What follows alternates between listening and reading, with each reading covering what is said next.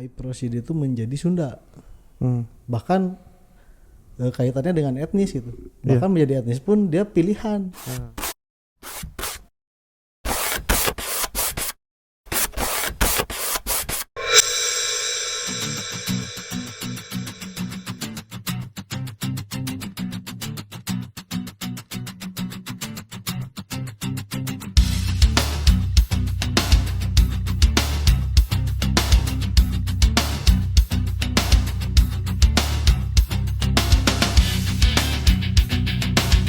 Halo semuanya. Halo. Masih di Pulang Ngajar. Pulang ngajar. Oh iya. Kenapa nggak ada gerakannya? Nggak kompak.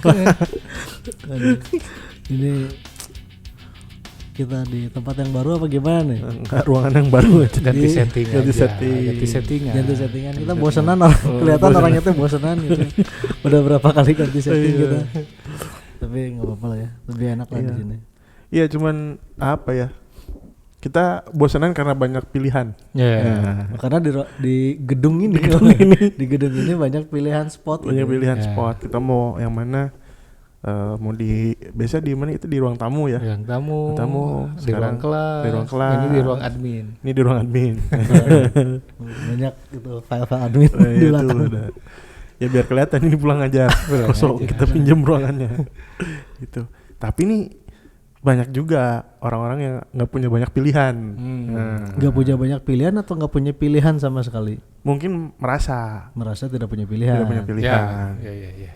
Ada ya banyak orang-orang juga yang merasa dirinya nggak ada pilihan lagi. Ada pilihan lagi. Padahal apa tuh? Kenapa bisa kayak gitu? Kenapa ada kesimpulan seperti itu? Gitu. Kita bahas itu sekarang. Sekarang. Mangga silakan. Pengantar ya silakan. Pengantarnya ya kadang-kadang pilihan itu bukan disadari sih, perasaan nggak punya pilihan itu disadari ketika kita tuh melakukan sesuatu kesalahan misalnya. Ya. Terus kemudian disadarkan atau bukan disadarkan lah atau di komentari lah. Dikomentari kenapa mana gitu, karena aku nggak punya pilihan nih, gitu kan misalnya gitu. Jadi harus melakukan seperti itu. Padahal mungkin dari sudut pandang yang lain, seseorang yang melakukan kesalahan ini tuh sebenarnya punya pilihan. Sebelum melakukan tuh pasti ada pilihannya dulu. Termasuk misalnya Anda menjadi pengajar nih sekarang. Iya. Waktu memutuskan untuk jadi pengajar itu merasa punya pilihan apa enggak? Oh ya, dulu saya milih. Jadi waktu itu beberapa tahun yang lalu itu dipanggil untuk diwawancara lah, interview biasa. Yeah. Terus kemudian diberikan pilihan itu juga kan, diberikan pilihan untuk mau nggak menjadi staff di sini sekaligus jadi pengajar gitu, jadi dengan tugas tambahan atau jadi pengajar aja. Pilihannya gitu. Pilihannya itu waktu itu di 2016-an gitu. Saya memilih untuk menjadi pengajar aja gitu. Jadi tanpa tugas tambahan. Nggak jadi staff. Sekarang jadi staff. Jadi akhirnya pilihan itu datang sendiri ya. Nah, pilihan itu datang sendiri, maksudnya nggak pernah. Kalau cerita pribadi kan ya. Jadi nggak pernah kemudian meminta datang. Oh saya jadi staff, enggak gitu. Yeah. Cuman tawaran itu datang lagi. Mau nggak bantuin kita di sini? Itu kan udah. Anda udah lama nih di sini, main cukup lama, udah mengenal, bantu nih bangun program studi ini gitu. Ya pilihannya mau waktu itu, gitu. Akhirnya sampai sekarang pilihannya. Atau sekarang masih setelah memutuskan itu masih. Ini kenapa jadi nyerang saya semua ini? Masih punya kan ini biar menggali. Merasa ada pilihan lagi nggak? Nah. Kesini sebenarnya dari dulu itu dari 2016 itu saya yang buat pilihan. Saya mau buat pilihan. Jadi bukan menyerah pada pilihan itu gitu. Jadi ada beberapa hal yang dijalani waktu itu, terus memilih untuk tetap menjalani semuanya lah gitu. Jadi memilih untuk membuat pilihan-pilihan itu.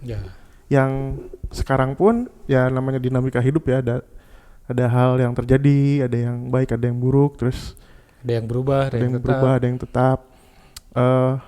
Pasti kita akan dihadapkan pada pilihan lagi kan. Ya. Nah akhirnya di situ pilihannya ternyata kalau menurut saya nih nggak cuma 2. Misalnya kalau pilihannya itu tetap dan meninggalkan, ternyata selalu ada pilihan ketiga gitu. Untuk ya pilihan ketiga itu sebenarnya kreativitas kita sendiri mau apa gitu. Ya. Jadi pilihan tuh kerurang sih sebenarnya, tidak abu-abu atau tidak hitam putih. Nah berarti Tidak- kan tidak- ada tidak pertanyaan gini, pilihan itu berarti ada atau diciptakan menurut Om? Diciptakan, Diciptakan ya? iya. Dan diputuskan kan, Ya. diputuskan. Ya maksudnya kalaupun ada pilihan di depan Bukan mata, memilihnya, pilihannya. Pilihan itu kan, kalau misalnya pilihan itu kadang ada, mungkin sering kali ada di depan kita tanpa kita sadari. ya. Tapi keputusan kita juga untuk melihat itu sebagai sebuah pilihan saja, hanya 2 kan, berarti Ya. iya atau enggak, atau kita menciptakan pilihan yang lain. Ya, maksudnya kan ada misalkan ada pilihan ABC nih, Ya. pilih yang mana nih kita gitu ya? Oh ternyata dari ABC ini nggak ada yang sereg nih. Ya udahlah, saya mah bikin sendiri aja pilihannya, Ya, nyiptain gitu ya. menciptakan gitu. Bikinlah yang D sendiri Ya. gitu yang dipilih gitu. Jadi kan bisa ya, maksudnya Bisa. bisa diciptakan dari pilihan-pilihan yang tersaji di depan Iya. mata gitu ya. Gitu. Ya, pilihan. Ya kan kadang-kadang tadi pertanyaannya tuh jadi melebar gitu tadinya.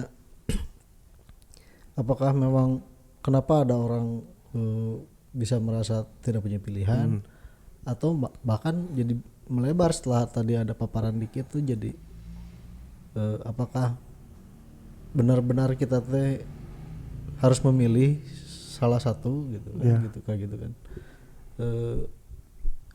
Ya apa ya, berarti kudu kumaha.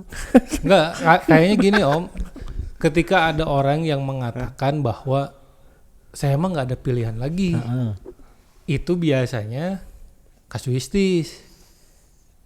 Kasuistis itu maksudnya ketika ada kasus-kasus di mana tertangkap oleh masyarakat gitu ya, di dunia kejahatan, Ya. atau berhutang, atau banyak hal lah yang maksudnya yang membuat si orang itu tidak sukses lah, atau dalam keadaan misalkan Kurang lebih punya dampak negatif lah ya pilihannya ada itu. dampak negatif lah. Nah ketika ditanya kenapa kamu ngelakuin ini, ya saya nggak punya pilihan. Nah kita kan nggak tahu ketika dia melakukan itu sebelumnya melakukan gitu ya, Dia milih juga. pilihannya yang mana gitu kan, kita nggak tahu nih.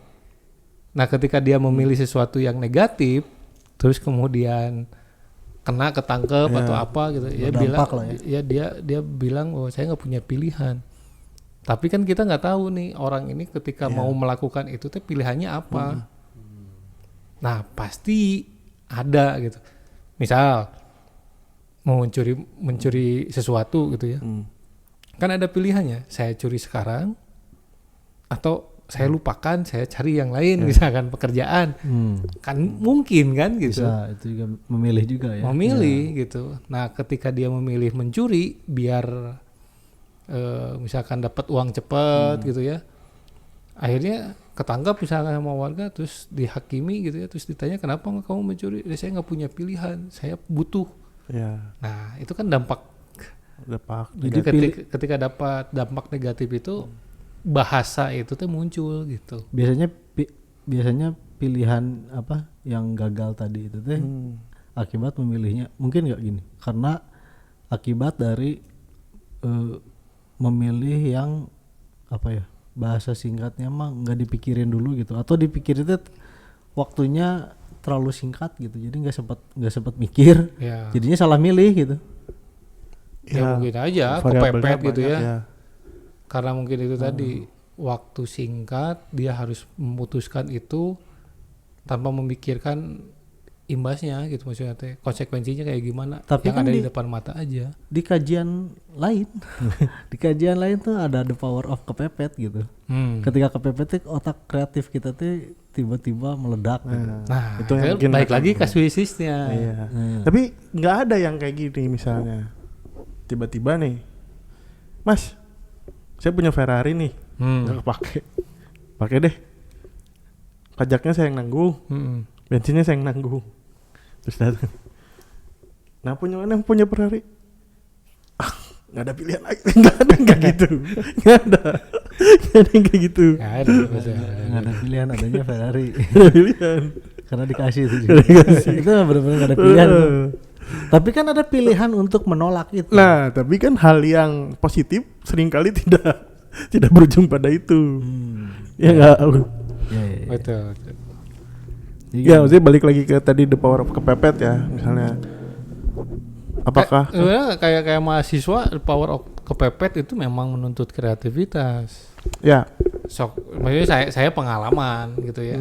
Pengalaman suatu hari tiba-tiba ada tugas 3 mata kuliah yang harus dikumpulkan besok gitu ya, dengan waktu yang mepet.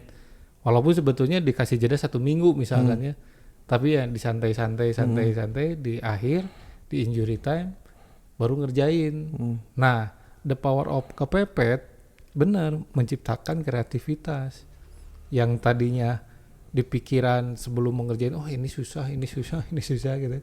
Ketika kepepet mah nggak tahu gimana caranya, tiba-tiba selesai gitu, bisa selesai.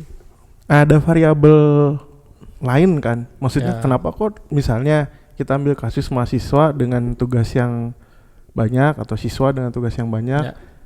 the power of kepepetnya bisa memunculkan kreativitas. Tapi dalam kasus tertentu kok seolah-olah itu nggak ada gitu ya. Ya. Dia malah milih pilihan yang kurang baik lah gitu. Ya, yang berdampak berdampak. negatif lah ya. Jadi ternyata kan kalau kita bedah ada variabel lain yang mempengaruhi si individu itu dalam memutuskan. Bisa mungkin ya kalau kita dalemin konsekuensi yang dilakukan ketika itu tidak tercapai, dampaknya sangat buruk atau tidak pada dirinya. Ya. Misalnya, oh nggak terlalu nih, misalnya mahasiswa cuma nilai doang, sebenarnya dia tahu kalau ini nggak lulus bisa ngulang atau bisa Ya, ngulang. betul. Itu bisa jadi membuat dia rileks, tenang, akhirnya bisa Ya. panjang gitu Betul. secara logis berpikir. Tapi ketika misalnya konsekuensinya sangat buruk lah gitu ya, sangat buruk dan mengancam kehidupannya gitu. Ya contoh misalnya dalam kondisi dulu kan kita, mungkin dulu banget ya, kita juga belum masih kecil kayaknya. Ada satu kasus ketika pesawat jatuh di mana, di kutub apa di mana gitu, yang belum ada pertolongan pada waktu itu. Ya yang survivalnya, penyintasnya mau nggak mau harus makan gitu. Makan teman makan ya. Makan itu gitu ya, makan di situ ya.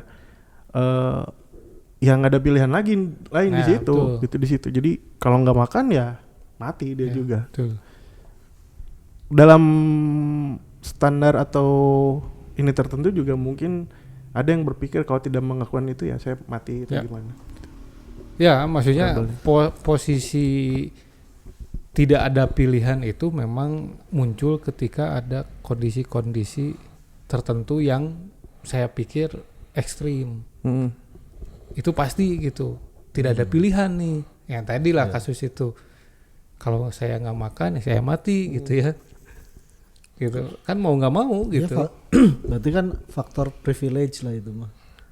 Ya bisa juga. Ketika kita tidak mempunyai privilege, maka pilihan-pilihan kita tuh semakin Sedikit. Sedikit. Betul. gitu ya, privilege. Itu tapi kondisi eksternal yang membuat itu. Ya. Tapi ada lagi juga kondisi yang muncul dari internal. Ya. Betul. Overthinking gitu misalnya. Kecemasan berlebihan. Yang menyebabkan kecemasan berlebihan gitu, anxiety karena overthinkingnya. Atau kalau dibalik kan bisa aja itu kecemasan atau overthinking itu karena merasa terlalu banyak pilihan. Misalnya kita ada satu kondisi di mana dia harus memutuskan gitu. dia udah berpikir jauh gitu sebelum itu. Jadi ada ini kan kondisi internalnya gitu ya. Yeah.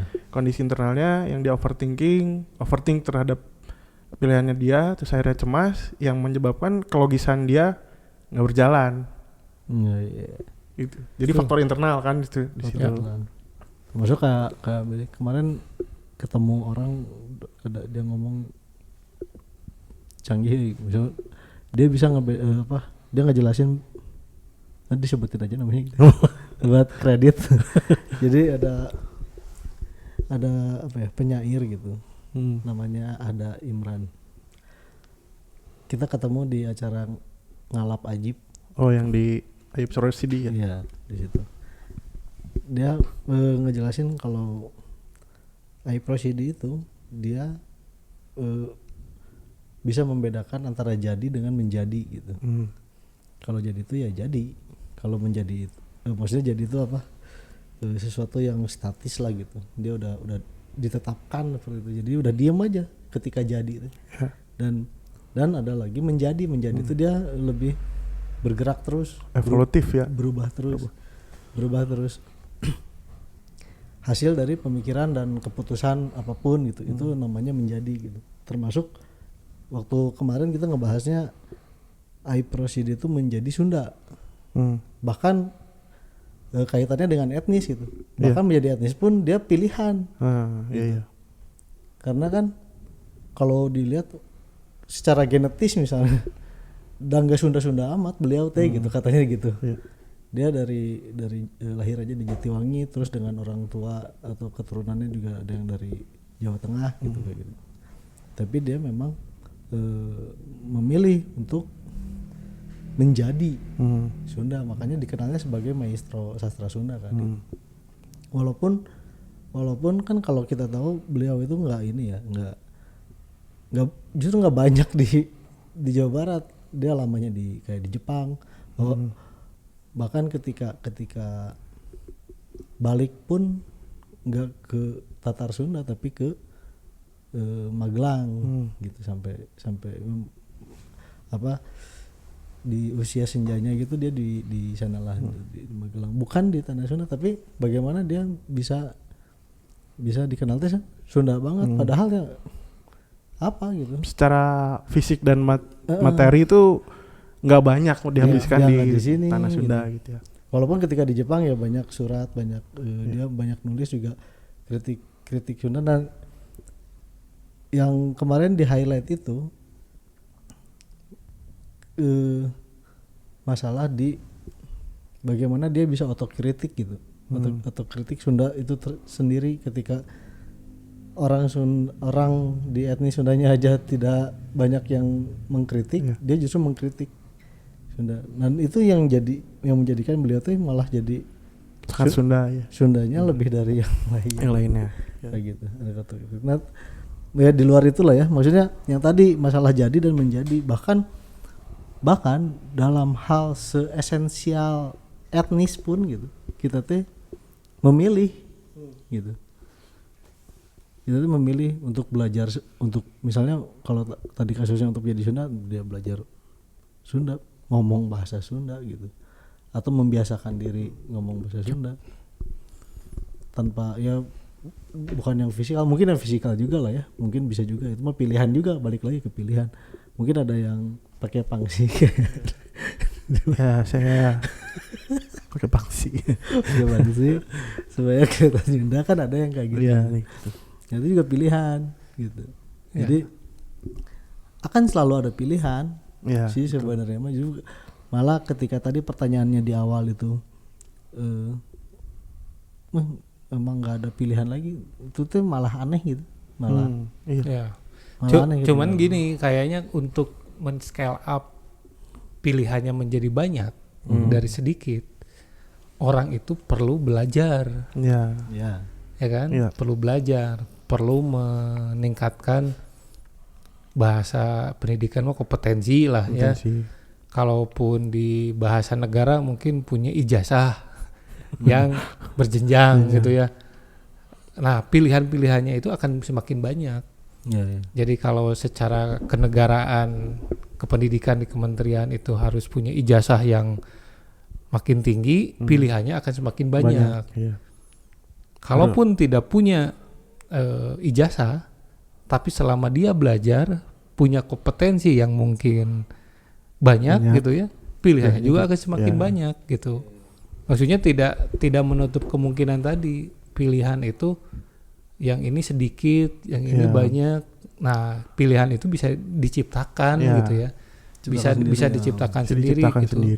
Jadi maksudnya jangan berputus asa saat ini. Saya mah hanya punya pilihannya 2. Saya pilihannya cuma 1. Nah, bikin yang banyak gitu. Iya. Ya mungkin kasus yang bukan kasus ya, tapi kayak fenomena yang ada kan, seperti misalnya kuliah itu untuk kerja dan harus linear dengan prodinya gitu ya, dengan jurusannya. Itu kan yang ditanamkan.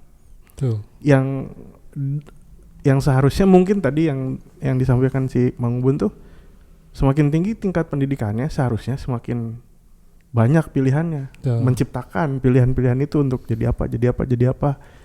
Nggak harus di situ loh gitu maksudnya. Yang kalau kita ngelihat dari kondisi yang ada, ya lapangan pekerjaan yang semakin mengecil.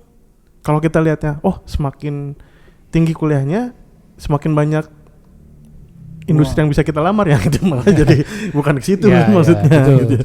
Bukan ke situ. Justru kayaknya kalau semakin tinggi orang mencapai pendidikan gitu ya, justru dia akan membuat sesuatu yang menyerap lapangan pekerjaan. Ya, gitu. Seharusnya Seharusnya begitu. Ketika dia, saya emang enggak nih pendidikan tinggi, dan saya cinta dunia akademik. Saya terjunlah jadi pengajar gitu ya, jadi dosen, jadi apa. Ya itu kan pilihannya dia ketika dia memutuskan itu gitu ya. Walaupun pilihannya saya rasa akan banyak gitu, cuman dia kan memilih ke salah satunya gitu. Tapi tau nggak ada ini? Belakangan baru ada berita gitulah. Rekor muri. Oh iya, yang satpam ya. Yang satpam. Security. Satpam itu dia S2 dan menerbitkan 13 jurnal ilmiah nasional dan internasional gitu. Itu masuk rekor muri. Dia maksudnya di sebuah bank BUMN gitu di Jakarta Utara, dia adalah seorang security. Ya itu pasti pilihannya dia. Pilihannya. Karena kalau dia melamar ke sebuah universitas, pasti ada kesempatan sebetulnya. Iya. Ada kesempatan itu. Itu jelas pilihan ya. Jelas pilihan. Dan di dalam keprofesian dosen juga sebenarnya ada pilihannya juga, gitu. Maksudnya terus sama guru juga kan ya, ada pilihannya juga, apakah akan mengikuti jalur karir yang sudah disiapkan oleh pemerintah. Jadi ASN atau misalnya kalau guru swasta PNS, pegawai negeri swasta.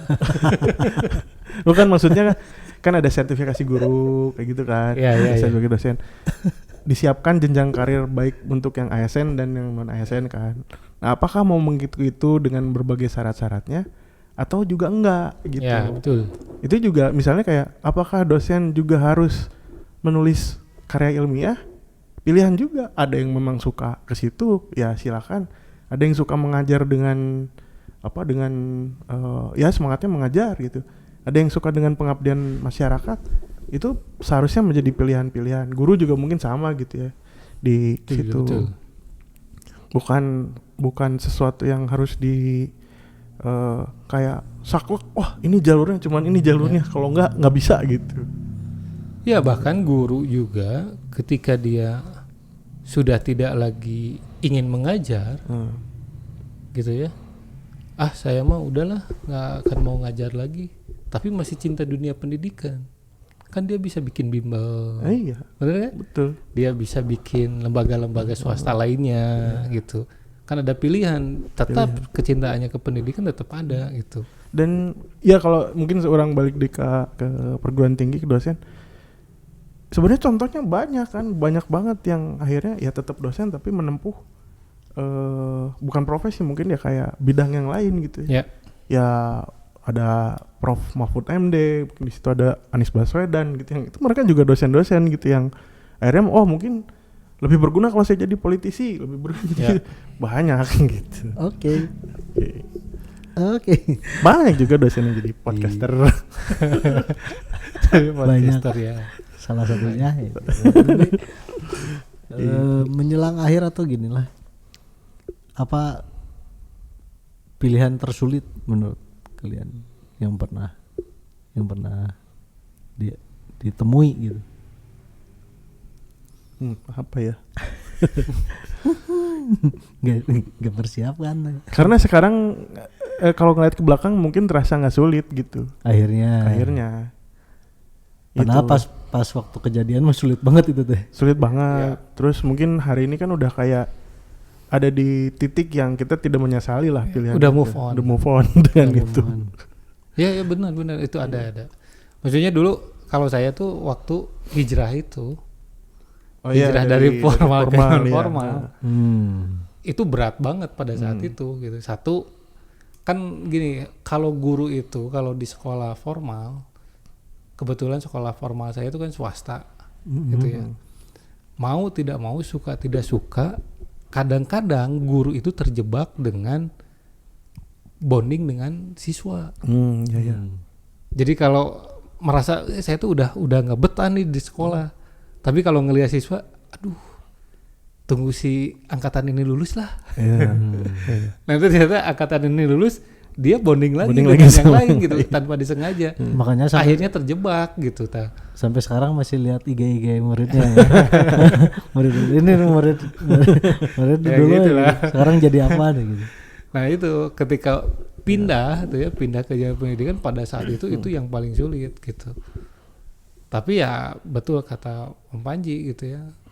Pada saat itu memang sulit, tapi kan karena sudah dilewati, ya sudah gitu, karena udah move on ya gitu ya. Ya tapi kan palingnya tahu yang terberat waktu itu yang mana. Ya.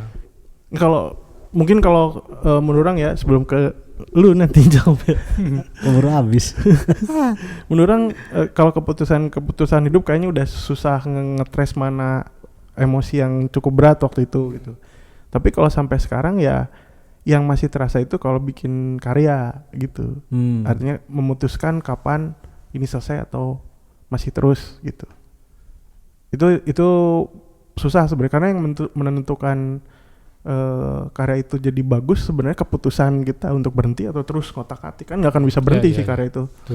Ya misalnya kalau misalnya edit video segala macam kan itu ada durasi yang udah beres.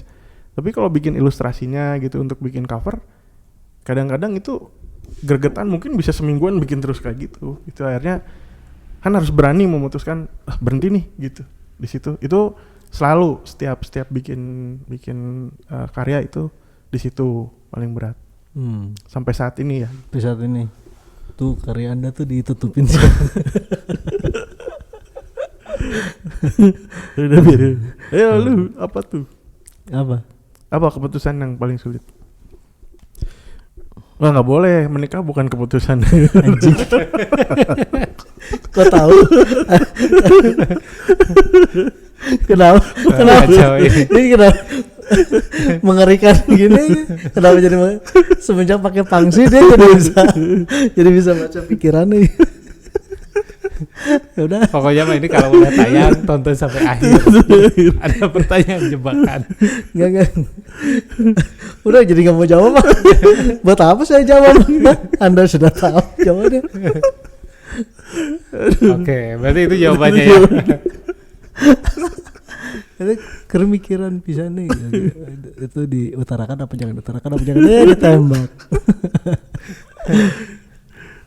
Oke. Itu sebenarnya mungkin itu juga jawaban dari kita berdua. Iya, mungkin pengen nanya balik, emang Anda tidak? Saya mah kebetulan ada yang paling dekat, kejadian paling dekat itu. Gitu. Iya, saya juga masih ada.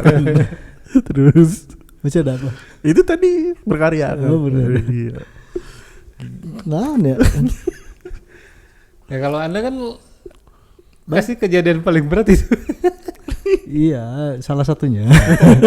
Tapi selalu banyak pilihan-pilihan karena kayak sekarang beberapa tahun terakhir tuh, beberapa tahun yang lalu ketika memutuskan untuk punya profesi. Oh iya. Ketika memutuskan untuk punya profesi setelah bertahun-tahun, setelah seumur hidup tidak punya profesi gitu. Sekarang jadi punya profesi. Ya itu cukup pilihan yang oke lah gitu, bobotnya gitu. Karena memang menemukan sesuatu juga, menemukan kesenangan baru gitu, menemukan kesenangan. Karena orang selalu, yang jelas mah apapun pilihannya pasti berlandaskan kesenangan orang gitu. Harus berdasarkan wah ini saya akan happy melakukan ini gitu. Termasuk tawaran di bulan Desember. itu tuh bukan tawaran, itu instruksi. Tapi Anda nanti seperti saya, beberapa tahun ke depan itu akan lihat IG. Murid yang pernah saya ajar dia di mana ya sekarang ya. Nah, mereka tuh kayaknya nggak pada punya IG, nggak pada punya medsos. Tapi yang jelas pasti akan rindu gitu ketika misalnya udah lepas ngajar, akan muncul rasa rindu itu gitu pasti. Tapi kan kita kadang-kadang nggak tahu mau nyarinya kemana ya gitu. Medsos nggak ada gitu. Jadi ya mungkin dengan cara lain, atau mungkin ya kalau ketemu di jalan happy lah jadinya gitu. Kayak gitu. Itu salah satu mungkin yang ya salah satu keunggulan profesi pengajar mungkin ya. Jadi ikatan emosional yang banyak mungkin ya terus menerus kayak gitu. Ya enggak, gitu. walaupun tahunnya udah habis gitu. Ya tetap aja itu teh ikatan emosional teh masih tanpa kita peduli itu ya, tanpa kita peduli si murid yang bersangkutan merasakan hal yang sama atau tidak kan gitu. Iya, ya kan? Bodoh amat. Orang merindukan eta gitu. Dan mungkin kadang-kadang ini yang sebenarnya nggak terjawab gitu, kenapa guru honorer dengan gaji gitu masih mau ngajar, dosen yang gajinya di bawah UMR masih mau ngajar gitu-gitu. Iya, itu tuh nggak akan orang-orang lain tuh nggak akan bisa memahami itu, nggak akan pernah bisa memahami itu. Betul ya, itu tadi ada hal-hal yang bentuknya dopamin lah ya, kayak dopamin, kesenangan yang memang susah untuk ini kan gitu ya, dijabarkan lah gitu kan. Kayak istilah sekarang murid saya nih yang pernah saya ajar sekarang kan udah pada menikah dan punya anak gitu ya. Mungkin kan kalau ketemu ini dulu gurunya mama, dulunya ayah gitu ya. Oh, kakek guru. Benar kan? Jadi kakek kan. Kakek guru. Gitu. Iya, yang ya mungkin itu ya, karena banyak sekali yang ya maksudnya nggak ada yang salah kalau misalnya kita juga mempertanyakan kesejahteraan pengajar gitu. Ya, tapi ada betul. hal yang mungkin jarang diungkapkan ya tadi gitu. Kalau berpindah profesi mungkin kalau mau memutuskan dan memilih bisa aja sebenarnya. Bisa aja. Bukan semerta-merta mempertahankan status guru dan dosen yang tinggi, nggak juga gitu. Tapi ada hal yang tadi mungkin salah satunya gitu. X factor. Oke. Udah lah, gitu aja. Yap. Jadi gitu aja, tanpa nggak usah simpulin sendiri aja. Oke, sampai ketemu lagi di Pulang Ajar. Bye.